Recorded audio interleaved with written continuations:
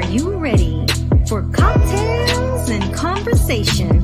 This is Herspiration Happy Hour. Happy Wednesday and welcome to another episode of Herspiration Happy Hour Season 5. Oh my gosh, you know what? I'm so glad you flagged me down, but this is your unapologetic diva, Dr. G. This is Cortina Peters, aka the girlfriend therapist. Oh, I'm sorry. Cortina Lewis, aka the girlfriend therapist. And this is Diana Richardson, therapist, your networking extraordinaire. Hi, everybody. Oh my God. So we finally got you in the house. How's it feel to be back home, Dr. Lewis? Yes. Why did I not take some time off when I got back? I went straight back to working. So last week, y'all know I got online and I was like going with y'all. We were driving from Fort Lauderdale back to Orlando. We got home like around midnight. I had patients the next day. I didn't give myself like no break. What the hell's wrong with you, girl? Oh, tired. Yes. And today is my bonus son's 5th birthday. So we were supposed to be going to family dinner. I said, not we can wait because I done missed 3 weeks. I cannot miss tonight. Okay. Right now. Well, happy birthday to the baby. Yes. Happy birthday. Yes, definitely happy birthday. And then I'm over here trying to put it on my page because, you know, I try to put that we are live. And We are. I tell you, so I can make sure and engage on my page. Oh, so you are back, even though I know you said you wish you would have taken more time off. So you got to give us the rundown really quick. How does it feel being married, having it all behind you? Yes. It feels so I will say this. So technically we went to the courthouse on August 22nd and we were married since August 22nd. However, I didn't really and it's weird because I feel more married now than I did last month, if that makes sense. It does. It does. I don't know why. And I asked him, I said, I feel more married now than I did when we just had went to the courthouse, signed the papers or whatever. Because we had to do that first prior to us going to Mexico, or they would not, if we didn't have the paperwork, they wouldn't have let us do it. Correct. So, it's so weird though. It's the weirdest thing to me. Like, I don't feel like anything has changed, like our personalities or anything. I just feel more married. And the dress and the full experience, you know, walking down the aisle, going through the ceremony, you know, it was just a different experience. Maybe that's what it was. I don't know. Maybe. I have no idea. Because my first marriage, it was very small, intimate, private, and everything like that. Because Pam, I shared with you before, I was supposed to get married prior to me finding out that I had cancer. And then I called off that wedding. And so that wedding had like 300 people. It was like a huge to do. And then I was like, I planned a big wedding. I don't want it. I had a very small, intimate wedding, like 20 people. Or maybe like 15 people. And, you know, that from that union, my daughter was born and everything like that. And then it was something about this one. I don't know. Maybe I just feel like it fits. Like, You met your soulmate and your partner. Right. And did you get an email where, you know, I did give him a shout out on he was looking quite suave himself because, you know, he was hating a little bit and feeling his feelings that I did not acknowledge him. He was like about the wedding himself. And you know what? I can hear him saying that. I certainly can. Like, oh my gosh, I could certainly hear him coming out of his mouth. Get it all. But you know what? And so while we're talking about this and we have you on, the most hilarious part of one of the most hilarious was like we turned up before the wedding, after the wedding, but nothing hands down beat. And I can share this because you actually posted this. Nothing beats you being wheeled off in a wheelchair the night before your wedding because you had overdrank. Oh. Girl, not the wheelchair. Oh, a whole wheelchair. Listen. No, that wasn't the night before because that was Thursday. That was Yeah. Thursday night. That was Thursday night, and so Thursday night, 2 nights before your wedding, you was wheeled off in a wheelchair. Well, the turn up was real. It was. The turn up was real, and it was like so all the time. They was like, oh, we're going out here. We're going out here. Everything was 10:30. 10:30. 10:30. I was like, what? 10:30 and 2. And the day of the wedding, it was 10:30. I was like, Rehearsal 10:30 at night. 10:30. Everything was 10:30, and I like it though. I love it. I'm still having my heartbreak over my dress, but Oh, me too. I didn't tell some of the bridesmaids. It was like, huh? What? I was like, oh my God, yeah, the dress. I was trapped in that mother. I was trapped, and it fit so well. And so the fact that we had to use nail scissors to cut down the fabric, it was like zero good. But crazy to me.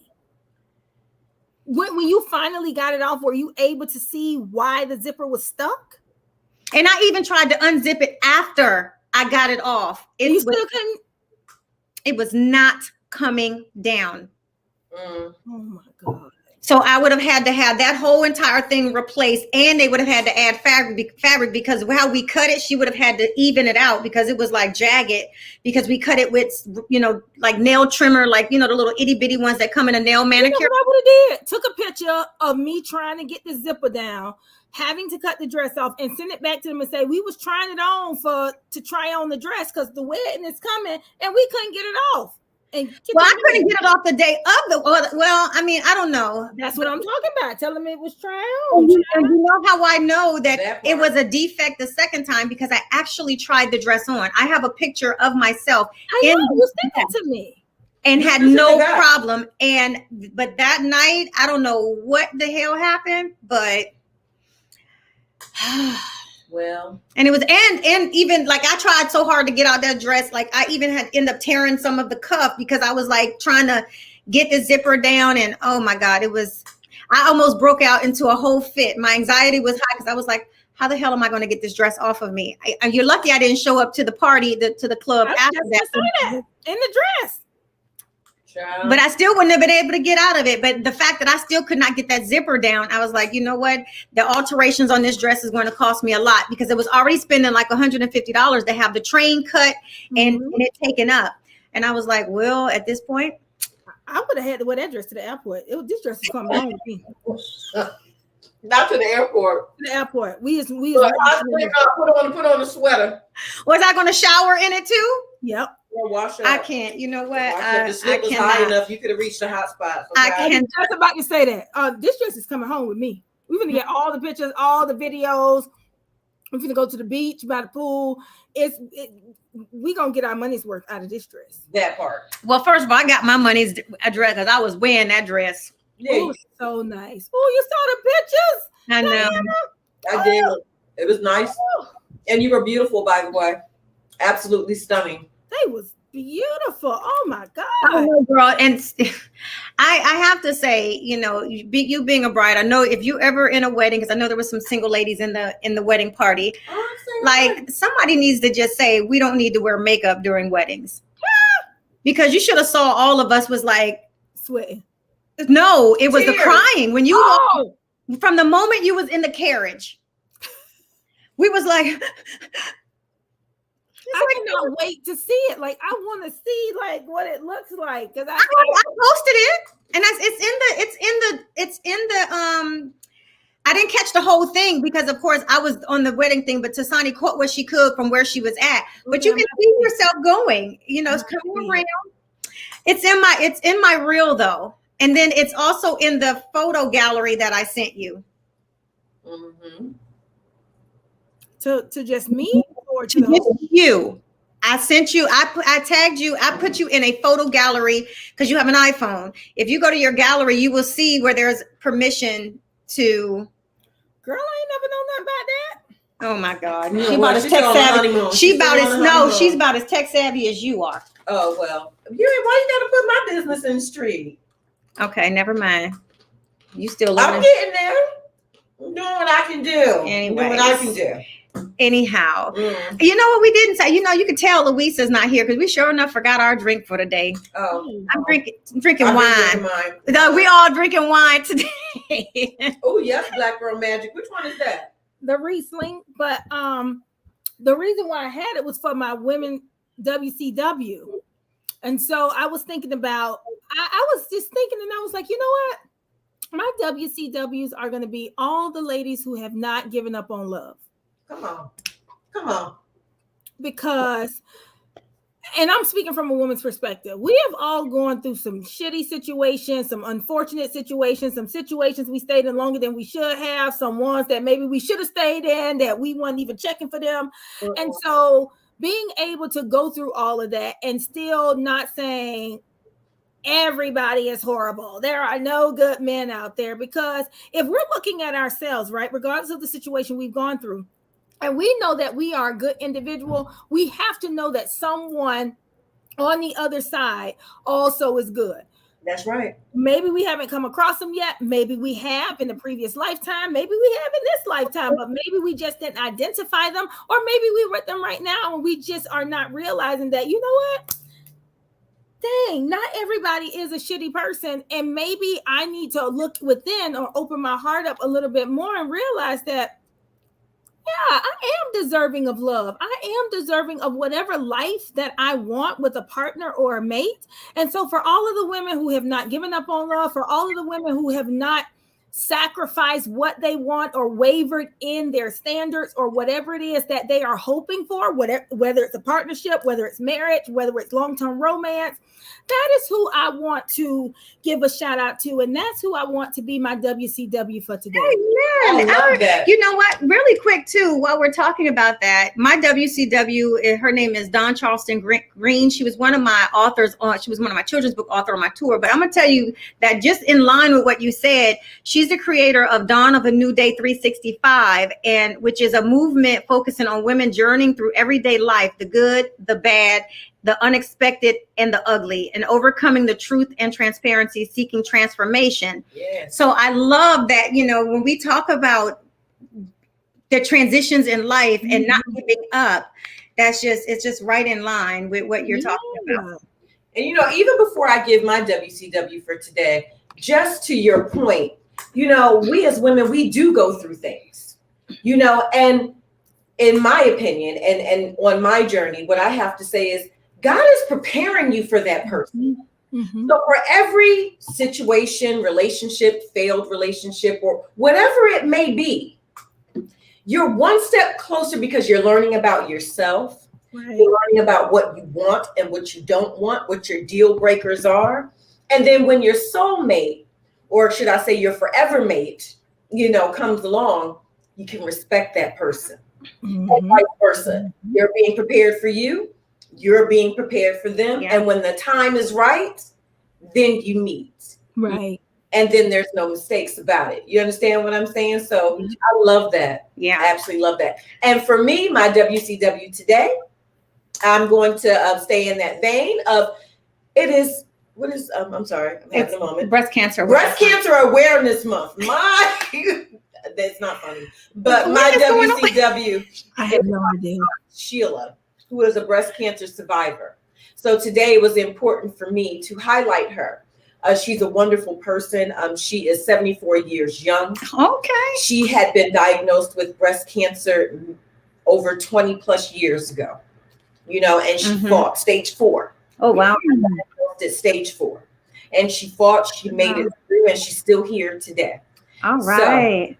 So that's my WCW. Sheila Dezonia Wright Johnson Wright, because she's married. But yes. Amen. All right. And our guest is already here. And today, you all, speaking of like transformations and transparency and just life changes and all the things that come, but in the workplace. You know, our guest today is Zenica Chatman, who helps women rediscover their inner strength and confidence after an encounter with a workplace bully that she had. And as a trained journalist and communication strategist, she uses her unique background to help people identify what's no longer working in their lives, discover their unique strengths, and design an action plan to create the life they love. I'm just loving all of that. Welcome, Zenica. How are you? Hello. Hey, y'all. So tell our viewers and our listeners a little bit about yourself. Yeah, so my name is Zenica Chatman, and I actually discovered coaching after having to really coach myself through what was one of the biggest career setbacks of my career, which was I was almost fired from my dream job, y'all. So imagine what that did to my confidence, my identity, all of that I had to kind of put back together. And so once I really was like, what do I want to do with this next phase of my life? It really was helping other women, particularly women of color, really understand what workplace trauma looks like, because we're really good about highlighting and pinpointing trauma in relationships and family trauma, but we tend to gloss over the trauma that happens at the place where we are the most, which is work. So I have really been able to build a coaching practice around helping women identify what trauma looks like, and then to really heal from that and put themselves back together again, because we often think that, oh, all you need to do is get another job. But what happens when some of that trauma follows you into the next job? Ooh, that's a lot. Absolutely. Look at Cortina's like, yeah, our therapist up there in the corner who probably sees that. Yeah, really. And, I think people, and one of the things that you said hit the nail on the head. People in their mind, they think, if I just go to another job, and I hate to be the bearer of bad news, but if you continually go from job to job to job and you're having issues on top of issues, you are the problem. Yep. And that's exactly what happened to me. Was I got the new job and it was a great job, but I still had all of the, man, they're going to find out that they hired the wrong person based on what I had went through. It was the trauma and the negativity that had happened to me in that role. I started to believe it and internalize that. And I took all of that stuff with me, and I had to learn and teach myself how to let that stuff go. Awesome. So how did you do that? Yeah. So one of the things that I did first, I actually, and I tell my clients to do this, it's a big part of my coaching practice, is I learned to leverage my strengths. Because one, for me during that time, it was such toxic and negative thinking and just toxicity all around me that I really had to say, well, who am I? And sometimes, when you don't know who you are, when all you know is the bad stuff, it was, well, you're the girl who couldn't write. It was all the negative stuff that they told me. You're the girl who can't think on her feet, the girl who's not productive, the girl who doesn't meet deadlines. And I actually went back to something I'm sure we have all done, which was a Clifton Strength Finder. And I was like, tell me what to do. Tell me, what strengths do I have? How do I bring more of myself into this role? Because at the time, that actually felt like it was real hard data. It wasn't my thoughts getting in the way. It wasn't somebody else saying negative things to me. It was like, all right, this assessment that's tried and true, that has been tested over and over again, says that I am amazing at communication. It says that I'm a great connector. Those are great skills to have, that I can bring people together, that I do really well at taking these big concepts and making them make sense to any and everyone. And I started to work from that place today. And I just, every day, instead of getting stuck in my head, I just said, all right, how can I take one of these strengths and bring it to work every single day and work from that? And little by little by little, that brag book got bigger and bigger and bigger and bigger, to the point where I didn't need to pull it out anymore. I could walk into that room and I'm like, listen, I am the table. What do y'all need? Don't ask me what I bring to the table. I am the table. You have magic here. Let's get to work, So what are some? No, go ahead. Okay, so let me just ask you this while we're still on that, in that vein right there. So you had your dream job, right? Mm-hmm. And so then there was negativity going on there, and they were saying different things to you in terms of your work performance, or whatever that situation was. So when you obtained this dream job, did you feel deserving of it deep down? I did. I will tell you guys, when I got that job, and I know we all talk about imposter syndrome, I had none. I was like, I have worked my behind off to get here. I deserve to be here. And I think that confidence was intimidating to people. Absolutely. I often, like to tell women of color, because people tell us all the time, it's like, oh, you're intimidating. And it's like, no, I'm not intimidating. You are intimidated. And you have to own your part. Like, if you're intimidated by me, then that's on you. But I'm going to keep showing up and shining. And so when I got there, no, I didn't have any of that.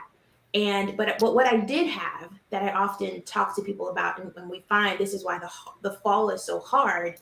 Once I got there, so much of my identity started to get wrapped up into having that job and having that title and being at that place.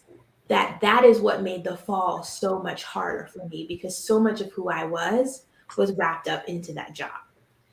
And might I add, potentially just wanting to fit into that culture. A little bit, yeah. In corporate America, we want to fit into their culture. And regardless of, our expertise and our knowledge, there's a different culture. It is. There's a different culture. And sometimes that culture doesn't respect our culture. Yeah. Absolutely, yeah. Yeah.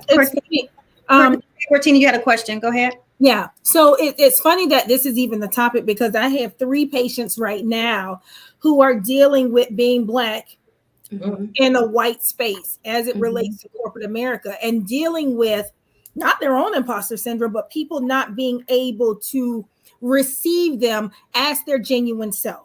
And these are not ladies that are boastful or anything like that. But when they show up as their authentic, genuine self, very confident, it is filtered through the eyes of other as, oh, she's unapproachable.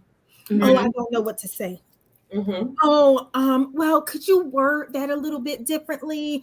Oh, other people, they don't really know. Could you say it a little bit more nice? And they struggle with that. And it's like, I've worked so hard to get to where I am, only to be reduced to either how they're portraying me, not because of my work ethic, because my work is not suffering. I'm showing up. It's never anything about my performance. When people say, oh, can I talk to you for a minute? It's always about indirectly my Blackness. I used to be called brash. You're a little brash. God, I don't have people have me to, because so many people have asked. I remember when I started one of my jobs, my new position, I was asked to take doctor off my name because, oh, this is an informal environment. I was like, I don't really give a damn. And I still put it there. But I was asked, oh, well, no one, even there's a lot of PhDs here and blah, blah, blah. That has nothing to do with me. That's right. And they was like, you look unapproachable. Well, I guess I don't. I guess I'm, don't come this way. Well, unfortunately, I just felt like that was kind of. Black women are always, and I'm just going to say it, I'm sorry, but Black women, especially intelligent Black women, are always labeled It was as from the a Black angry woman. Black woman because we know our shit. Yep. I'm sorry, I said But shit. it was from a Black woman. Them too. Yeah. Don't get me started on that. That's a whole nother topic. But Zenica, so when you began having this toxic, interactions with your counterparts, and you allowed that to infiltrate, because we're human and it happens. Yes. So you said that, you went through and, you started, I'll say affirming to yourself what your strengths are, who you are, acknowledging that. So what was the exit point? What was the breaking point where it was like, you know what? Me and all this greatness is about to go. Yeah. And so I always tell, and we can be real, right? Like, I'm just going to tell the story how it was. It was a moment where, I had been constantly praying, constantly kind of reading the word, being the word. And I literally every day, y'all, I would be like, I'm putting on the whole armor. And I would read that scripture every day. And I felt like I was suited up every day. And there was this one day where y'all know the meme where it's like, being like Jesus does include like knocking over a few tables. It was this one day where I was just like, all right, the table flipping Jesus has showed up. And we're gonna have to do battle today, because there just came a point for me. And this is not career advice. This is my personal story. But I felt very much like there just comes a point as an adult and as a grown woman where you really have to assert yourself. And so there was a conversation that had to be had, and I had to be very clear about what I felt like I was experiencing. And I called everything out, and I said, this is how this is feeling to me. And it probably was not the most professional conversation I've ever had, but it was the proudest moment of my career, because I walked out of that door and I said, okay, whatever happens now happens. And God, I'm turning this situation over to you. And I fully expected to be walked out of the door. I felt like I tried to maintain as much professionalism as I could, but there just came a point for me where I had to stand up for myself. And so after that, I had been constantly trying to find other work, but when you are in such a toxic place, there's even a sense of hopelessness that you can find something better. And so I recognized that I wasn't even able to interview at the same level that I had interviewed before. So before all of this happened to me, I was very much, and I now I'm back to that person. I'm like, if these people call me for an interview, I hope they have their paperwork ready. Because once you let me in the door, I'm the choice. But I was even so far removed from that. And it was just a decision that I finally made, which most people in these very toxic or bullying situations, that's usually how it ends. There's usually a financial implication, because either they're dismissed or they leave a job voluntarily without having another one. And so in my case, I'm a woman of faith, so I definitely felt like God was working in some other ways. And there was a situation that almost was just laid out for me to walk into. But it wasn't until I had kind of stood fully in, this is who I am, and this is what I'm not going to tolerate anymore. And you are not my source, so you're not going to dangle this little bit of money over me anymore. This is what I am and not going to tolerate. And if we can't come to a different relationship, then I'm going to make a different decision for me. That's right. Absolutely. Absolutely. That's child. It's deep and it's I know. real. So one of the things that we want to talk about is like just the unpaid labor of BIPOC women. That was our topic. Girl. First of all, there's so many layers of that, by itself. Yeah, but I mean, all of what we've been talking about is a part of it, right? Like there's another level of mentally preparing yourself for work before you even get to work. Yeah, but I also think that as a Black business owner, amongst other Black business owners, and saying, I don't know, do you 100% work for yourself, or do you still tied to like corporate America, or which one? Yeah. So I'm in both worlds. Yeah. Okay, so you're in both worlds. The three of us are not. Are 100% like working for ourselves. And so, believe it or not, there are so many. Me and you just had this conference, and I'm sorry, Diana's sitting right next to me. So if I looked at her, that's why. With two different computers, but we had this conversation today about people asking us to do things that we get paid to do as a favor or free. So, and what I meant by that, our conversation was, I'm a full-time writer. I write everything. You name it, I write it. I work with a lot of different people that write. So I do have, specifically, I have friends that they'll say, hey, can you write me my social media caption? And I'm like, at this juncture, no, not unless I'm paid, because I'm paid to write that. And she was like, well, that's not nice. I said, but it is. When I'm on vacation with people, I want to check out. I don't want to be writing anybody else's social media caption, bad enough I have to write my own.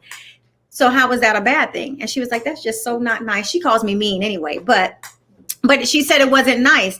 And so when we talk about unpaid labor, we forget about the things that we are paid to do just as favors to our friends, not realizing that we're not asking them to do us favors for free. No. So we have to be very careful about our own unpaid labor that we are out here consistently giving. Now, a few times, certainly, but when we're out here consistently doing things, we don't realize that, wow, wait a minute, I'm still at work and I'm not trying to be at work. That part. Yeah. And you can imagine, even with you being a coach, that you might have friends who might need a little bit of coaching. And Cortina, you might have people who need a whole hour therapy session with you that they're not paid for because they're your friends. And you're like, girl, what you doing? I need to talk. Hey, girl. I'm guilty. I admit I'm guilty. I'll have to call her and say, I need your opinion on something. But not even as a therapist, but just as a friend, because I'll be fucking, I'll be on 100. I mean, ready to just go. But then it also goes back to people, even Cortina, even though she's a therapist, she needs her friend, her tribe, and her therapist, just so that she maintains some level of sanity too. So we all need one another. I think we just have to be conscious of where we put boundaries there, because it's one thing to be taken advantage at work. And then when you come home and you have to, be taking advantage of friends, we have to be able to put boundaries in place so we can have our own real self-care time. Yes. And so how do you find that balance? Because you have corporate America, you have your coaching. So how do you shut off? Yeah. So one of the things that I do as a coach, and I think I'm the reverse. So I remember, y'all, I went to brunch with my friends and I got home and I felt so bad because I was like, I literally started coaching them and they did not ask me for that. And so I draw the boundary now that when I'm just kind of hanging out, or even when my friends call me with the, hey girl, you got a minute? I will ask. I will say, are you just calling me because you need to vent and you need a friend, you need a sister girl? Or did you call me because you want some coaching for this? And usually they'll say, well, I was kind of wanting both. And if I'm up for it, I'll say, all right, I'll give you 20 minutes, or I'll give you the next 30 minutes. Or I'll just say, you know what? Today was a lot. Let's maybe talk tomorrow. So, because usually my friends, I'm like, this is kind of who I am. I don't really separate being a coach much from who I am. But in corporate America, I'm very clear, because I think corporate America has done a really good job of taking advantage of employees, particularly its employees of color. And so I'm very clear about what I raise my hand for, what I volunteer for, what I allow to be delegated to me, because I think that we oftentimes in the corporate space, we've just been taught that, the way to get ahead is to work more. Mm-hmm. And I've seen a lot of us doing a lot of shit in the corporate world, and it doesn't equate. It doesn't look the same way as other people. So when opportunities are being rolled out, even though I'm doing a lot of work, I'm on every committee, I'm doing the report, I'm helping this person, I'm helping my manager be strategic, I'm not getting the opportunities that line up with that. So I'm very clear now at this point in my career, especially given what I've been through, I'm very clear about what kinds of roles that I step into or even just allow to be put on me. I also tell my when I'm working with my patients, because a lot of them, we feel like we have to be there for everybody, no matter how emotionally exhausted we are. And so I say, when the person starts to get on the phone, like, hey, I need you, you can say, okay, what do you need from me? Are you looking for me to listen? Mm-hmm. Are you looking for me to give you solutions and help you with this problem? And then based on what you have, as a result of what they say they're looking for, then you evaluate yourself and ask yourself, do I have the emotional capacity to give them what they need? If I do not have the emotional capacity, I can say, hey, I can listen, but I don't have the emotional capacity to help you troubleshoot this particular situation. What if we table this conversation for tomorrow? Would that be okay? To make sure you are not overextending what you do not have. Mm-hmm. And so also when people are asking you, say, okay, like when some people come and say, you want my personal opinion? Because personal opinion might be to bust the windows out, but my professional opinion might be something different. So you want a homegirl ride or die version? Yeah, which one you want?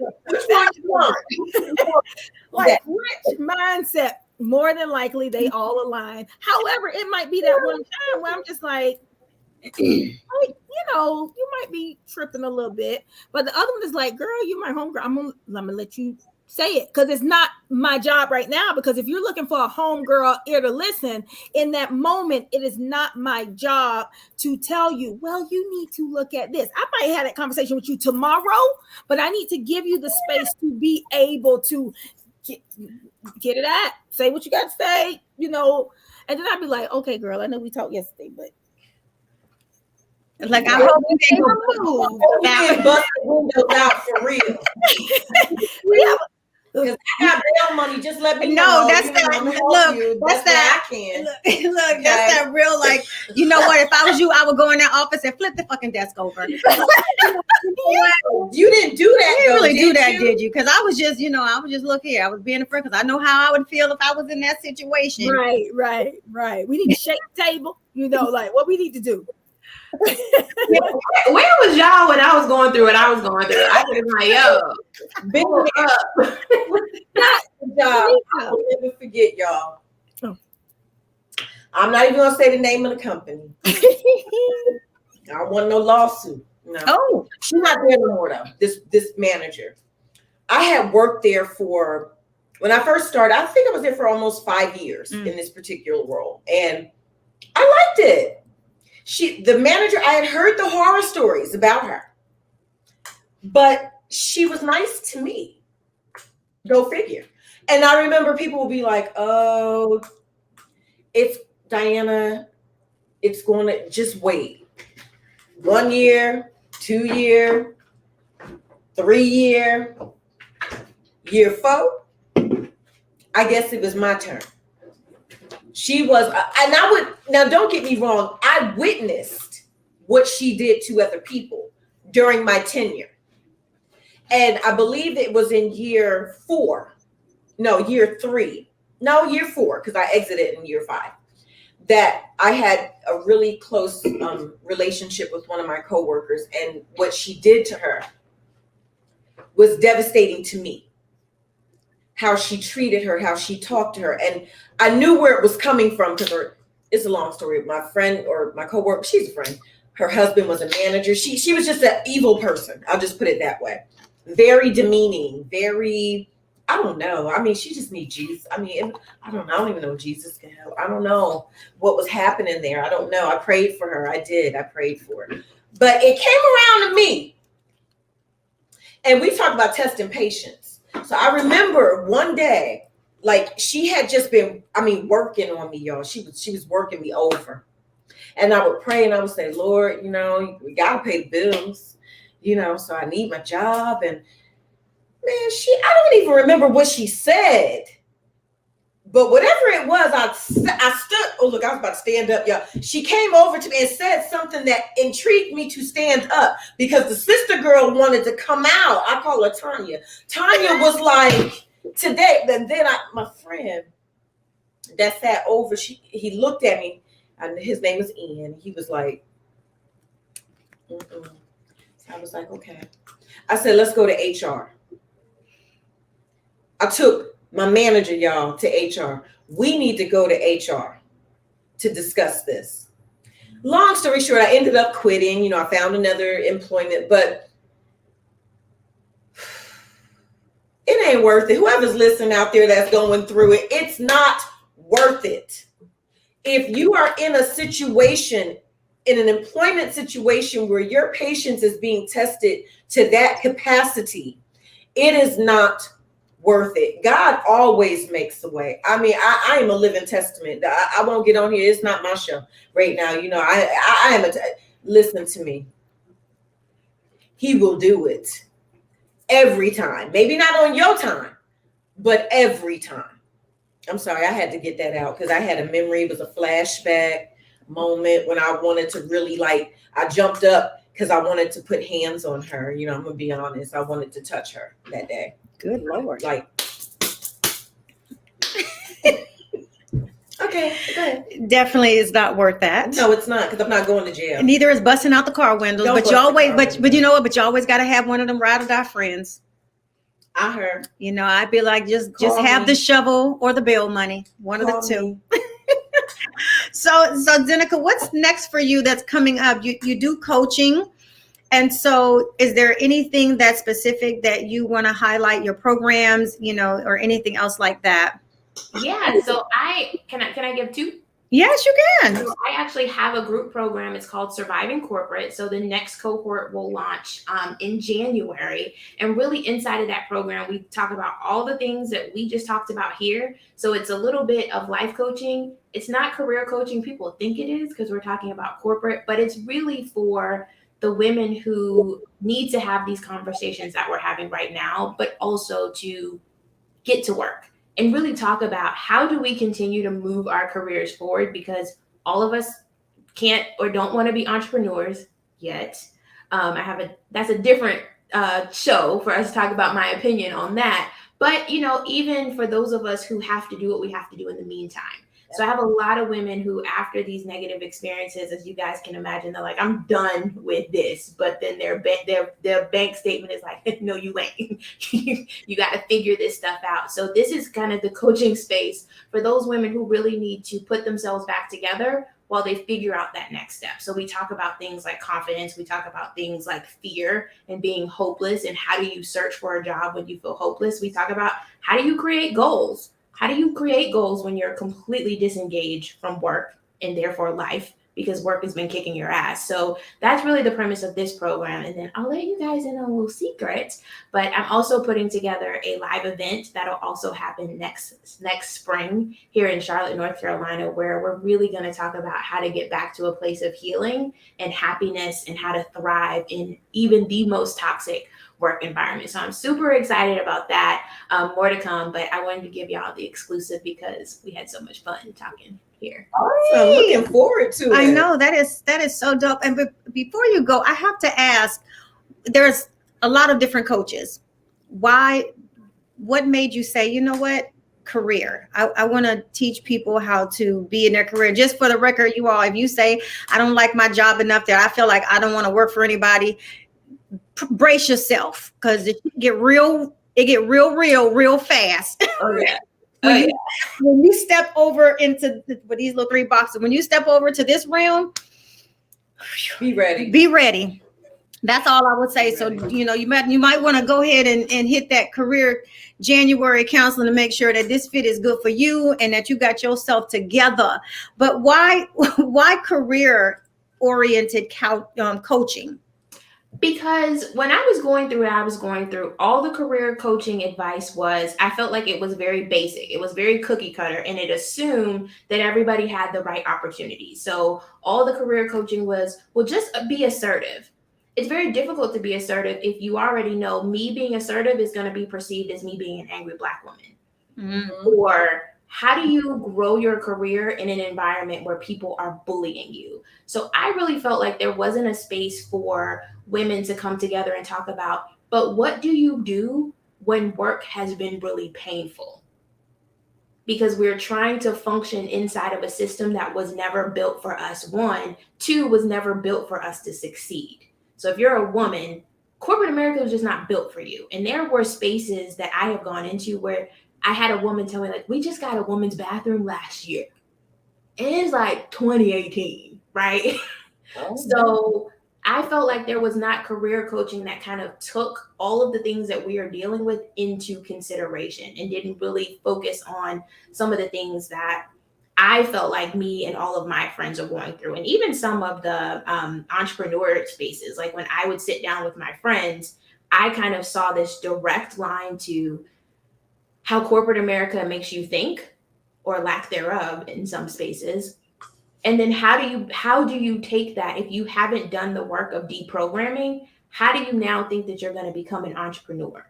If you're used to writing all the stuff and having to send it to this person, to send to this person, to send to this person, to come back to you to like delete the track changes and send it on, how then do you become the person that says, I approve this, let's keep it moving? And so I saw all of those things, the lack of confidence, the lack of self-belief really holding people back. And so I wanted to create what I kind of call life coaching for career-oriented sisters, instead of just like the cookie cutter career coaching. Wow. It's a beautiful thing. Right? I know. I want to ask a question. I'm intrigued. So when you say workplace or when you say people are being bullied at work, can you give me an example of bullying? Because when I think about being bullied, like what we doing at work? Yeah, actually, the situation you just described, that woman sounded like a bully to me. So there is actually, so when my situation happened to me, y'all, I just jokingly said it one day, like, gosh, she was just a bully, ha ha ha ha ha. And it was like something clicked, and I was like, is that a thing? Do people is that an actual term? And I Googled workplace bullying, and it's actually a term. There's a Workplace Bullying Institute. There are tons of studies and data all around workplace bullying. And it could look a couple of different ways, but it's usually just abusive behavior directed at one or a group of employees. It could look a lot of different ways. So it could be practical jokes, the butt of jokes. It could be things like consistently denying PTO. It could be work sabotage. So it looks very different, but it really is just kind of a consistent pattern of abuse and mistreatment directed towards an employee or a group of employees. And okay, so where can we connect with you at and find you? Because we definitely want to make sure that people know where they can enroll in this class in January, and then also stay in tune with everything else that you have going on. Absolutely. So the best place to find me, just to find basic information, is zenicachatman.com. That's ZENICACHAT is in Tom, MAN.com. And if you want to hang out, chit chat, find me over on Instagram at Z_Chatman, or on LinkedIn. So I do a lot of LinkedIn too, and that's just Zenica Chatman. Okay, well, we have you right here, zenicachatman.com. So that way, people can be in touch with you and follow you. And when is the enrollment in for your class in January? So enrollment hasn't opened yet. So it'll open in the next couple of weeks, and then it'll probably be open until the end of the year, or until the class gets full. Well, all right, you all catch up with Zenica here. And you know what? Everything that you said, it was so valuable. And, some people don't even realize that they are being bullied in the workplace, or what opportunities that they have. And then I also say, no matter what, if you're looking to transition, it's better to know how to transition in a healthy space than an unhealthy one. Mm-hmm. So thank you so much for being on the show. Thank you guys. Thank you all so much for having me. Appreciate you stopping by. And of course, we're going to have you back, again in season. I would love to come back. And I got my wine. I kept it simple because I know y'all some mixologists. So I didn't want to take people to real here. Look, I was having wine at first. I don't transition to beer. I know. And I transitioned to water. That part, right? But thank you again for coming by and dropping those gems and sharing what you have coming up. You are going to definitely have our support, and we'll make sure and blast that out, what you have going on. Follow us so that we can share your content once it's released. Just make sure, just send it via email so that we can, make sure that we support you. Oh, I sure will. Thank you so much. Oh, you're very welcome. Have an amazing rest of the week. Yes. Thank you too. All right. Bye-bye. Awesome. I know. You know what? And I it's coming from the government sector. I never worked corporate America, but I definitely did work for the federal government. And that's just, I don't know if that's better or worse than corporate. I mean, I honestly don't know. But I will say, there are higher ups that after you reach a certain level, that you realize it becomes more political. Absolutely. And the last maybe 6 or 7 years, maybe a little more than that, 7 or 8 years of my career was highly political positions. And man, just the way that, you learn, I'm grateful. When I worked for State Department, you really learn the level of diplomacy and assertiveness and professionalism, even when they piss you off. Mm-hmm. And so I was grateful for that, because that's one of the things that's really carried me as an entrepreneur, in how I was able to succeed the rest of the way. And actually when I first went into federal government, I had to learn to deal with stuff. Working for law enforcement, you all, is a little bit different, because their culture is super disrespectful to women. It's heavily male dominated, and it's super disrespectful to women. That's just my opinion. Having worked in that environment. And then of course, a prior service Army. It's the same way. So you learn how to acclimate. I always say I'm a chameleon. I can acclimate in many ways, but what you won't do is disrespect me. And I would have to say the same thing for corporate America.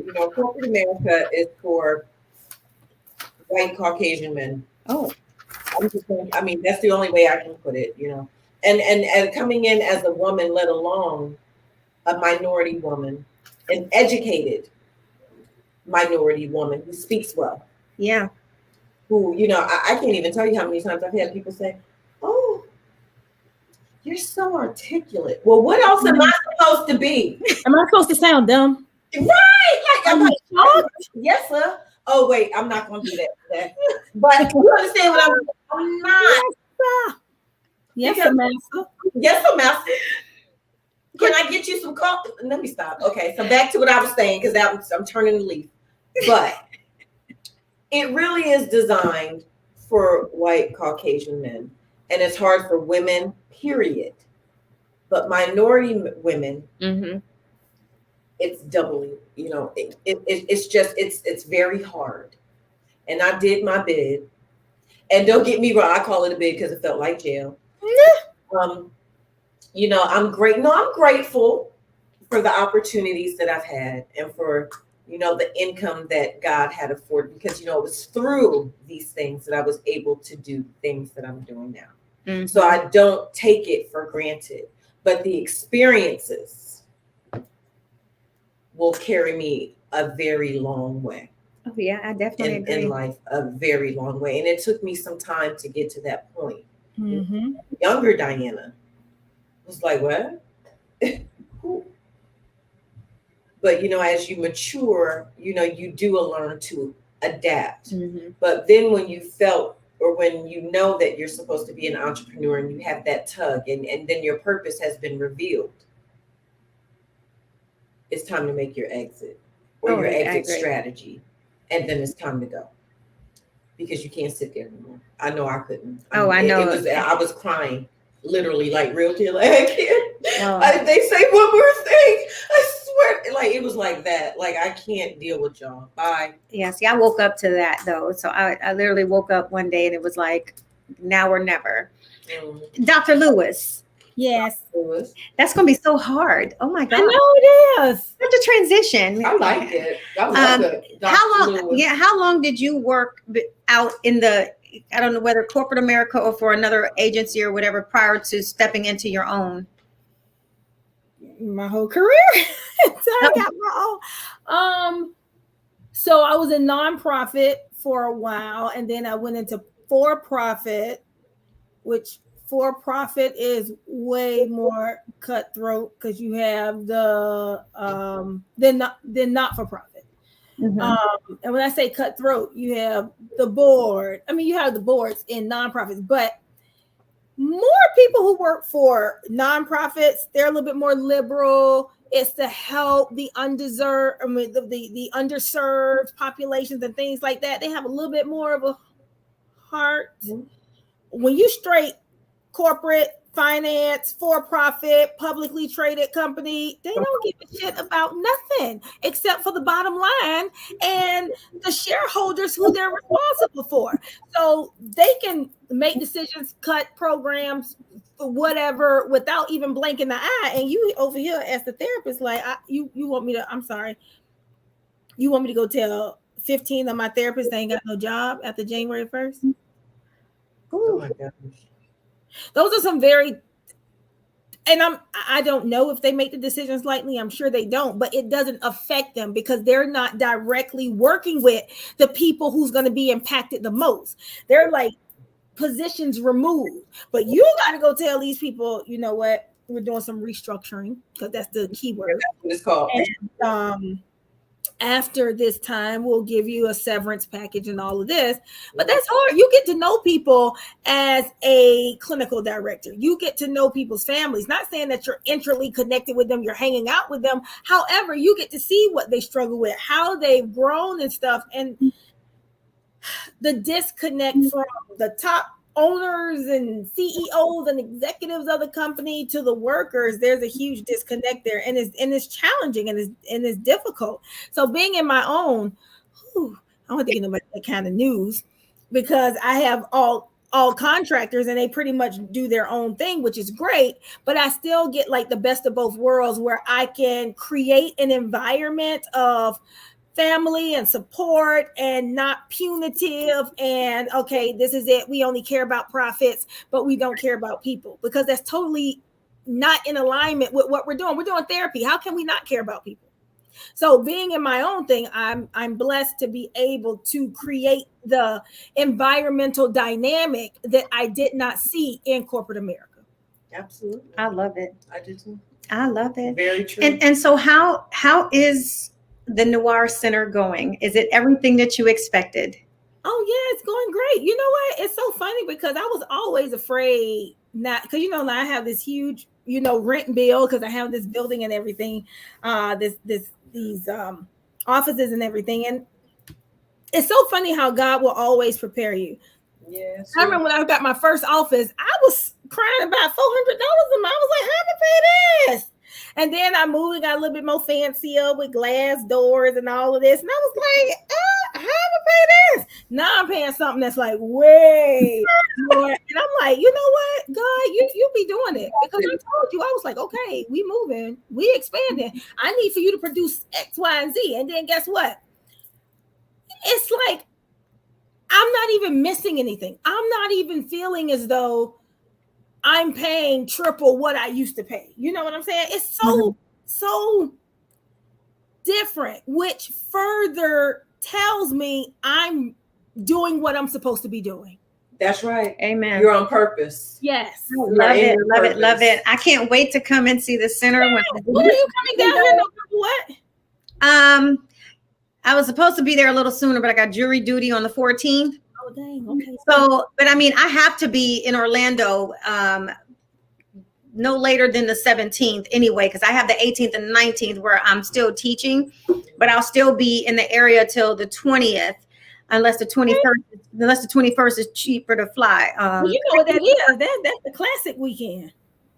Oh, say what now? That's the Florida Classic weekend. It's real big up your chest. So yeah, I'll be there. I will be there.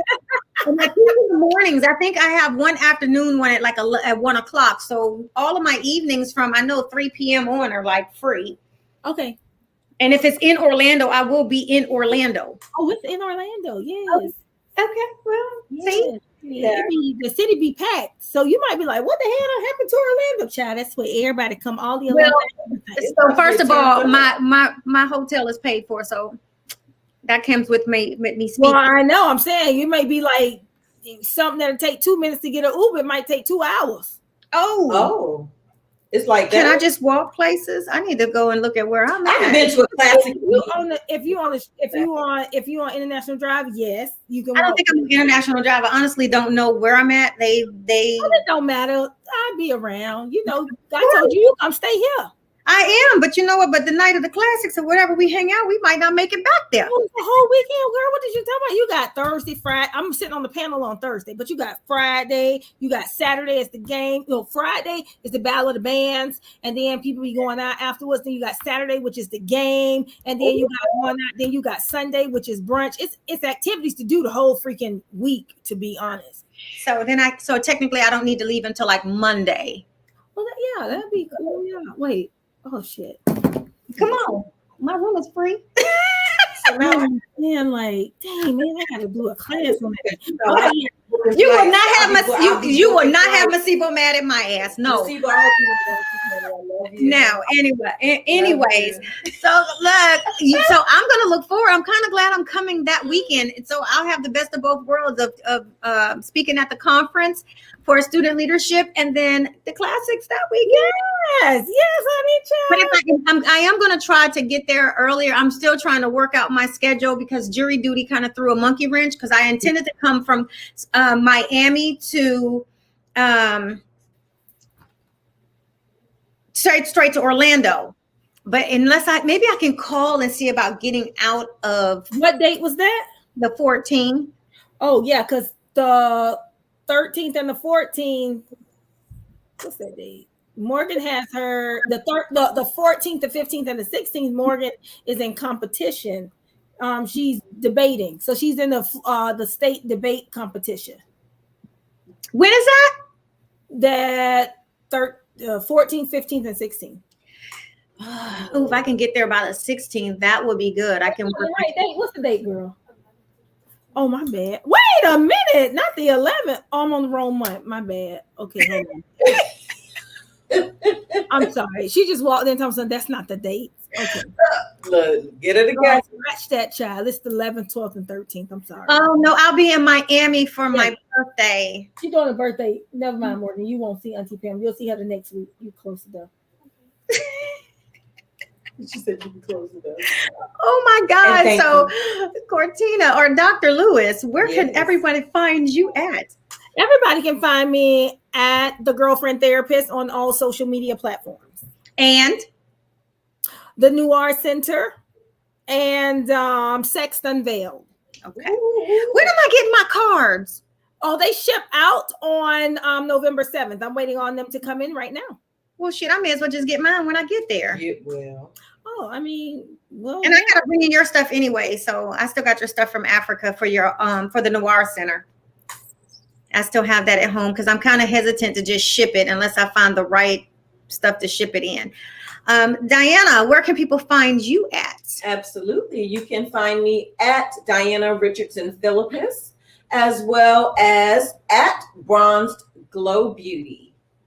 And she is Diana.com. And empoweredwomenempowered.com. Yeah. You know what? I'm kind of sick of y'all. I have to keep reminding y'all of y'all brands.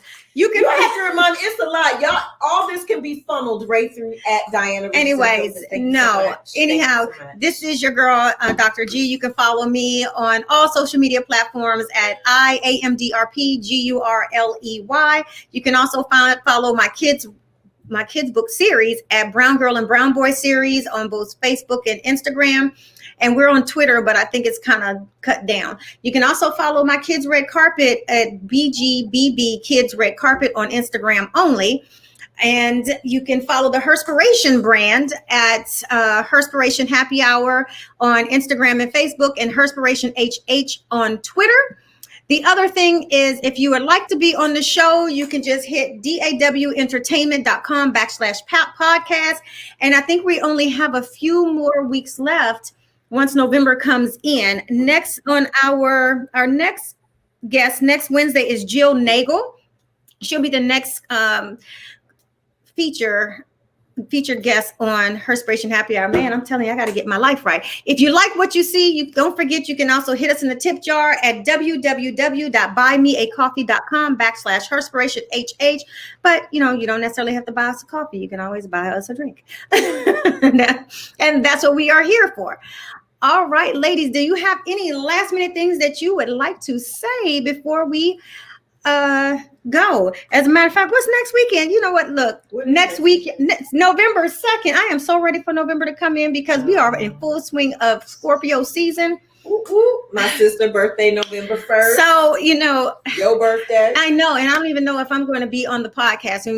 I've always shared that I rarely miss a podcast, but look, November 9th we have the 2nd and the 9th. I'll be here on the 2nd.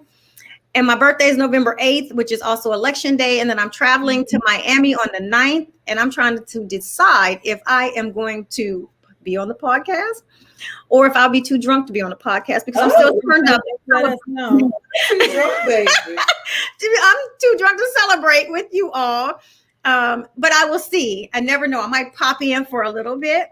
But, we all definitely appreciate you all for always coming out and, just being with us, tuning in, downloading the episodes. Trust me, it never goes unnoticed. And we are super appreciative of all of our viewers that go back and watch it live or go back and download it. If you have any show that you would like as a topic for us to discuss, because,